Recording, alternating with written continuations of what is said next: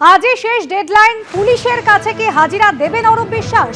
মেসিকাণ্ডে গত শনিবার অরূপ বিশ্বাসকে 48 ঘন্টার সময়সীমা দিয়ে নোটিশ পাঠিয়েছিল পুলিশ। প্রাক্তন ক্রীড়ামন্ত্রীকে দেওয়া সেই ডেডলাইন কিন্তু আজই ফুরোচ্ছে। এখনো পর্যন্ত মেসিকাণ্ডে পুলিশের সামনে হাজিরা দেননি অরূপ বিশ্বাস। এর আগে গত 5 তারিখ এবং 8ই জুন দুদফায় তলব করা হয়েছিল প্রাক্তন ক্রীড়ামন্ত্রীকে।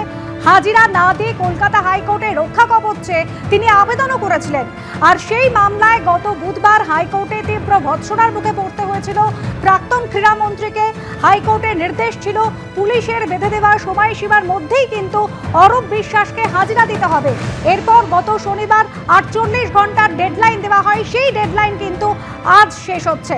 ময়ূক ঠাকুর চক্রবর্তী আমাদের প্রতিনিধি রয়েছেন আমাদের সঙ্গে। ময়ূক, আজই শেষ হচ্ছে ডেডলাইন, পুলিশের কাছে হাজিরা কি দেবেন অরূপ বিশ্বাস? কি খবর রয়েছে এখনো পর্যন্ত?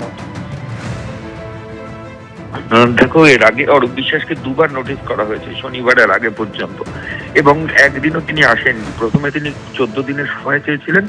তখন বিধাননগর কমিশনারেটের তরফ থেকে বলা হয়েছিল যে তিনি মেডিকেল গ্রাউন্ডে 14 দিনের সময় চাইছেন ঠিকই, কিন্তু তিনি তার জন্য কোনো মেডিকেল সার্টিফিকেট তদন্তকারী আধিকারিকের কাছে প্রডিউস করেননি। ঠিক সেই কারণেই তাকে দ্বিতীয়বার নোটিশ করা হয়, 8 তারিখ আসতে বলা হয়, এবং 8 তারিখ তিনি আসেননি এবং সেই নোটিশ কমপ্লায়েন্স হয়নি।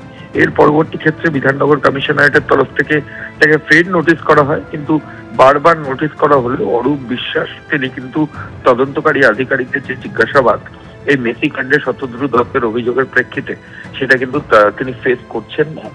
বিধাননগর কমিশনারেট সূত্রে খবর যে ইতিমধ্যেই তাকে একাধিকবার নোটিশ করা হয়েছে, কিন্তু নোটিশ করা হলেও তিনি নোটিশ কমপ্লায়েন্স করছেন না, অর্থাৎ সেটা মেনে ঠিক সময় যে আসা তদন্তকারী আধিকারিকের জিজ্ঞাসাবাদের সম্মুখীন হওয়া সেটা তিনি করছেন না। পরবর্তী ক্ষেত্রে পুলিশ আধিকারিকরা কিভাবে এগোবেন তদন্ত প্রক্রিয়া, ফের তাকে নোটিশ করা হবে নাকি তল্লাশি হবে, এগুলো এখনো পর্যন্ত স্পষ্ট নয়। বিধাননগর কমিশনারেটের তরফ থেকে আধিকারিকরা বৈঠক করবেন এবং তারপর পরবর্তী যে রণকৌশল সেটা তারা ঠিক করবেন।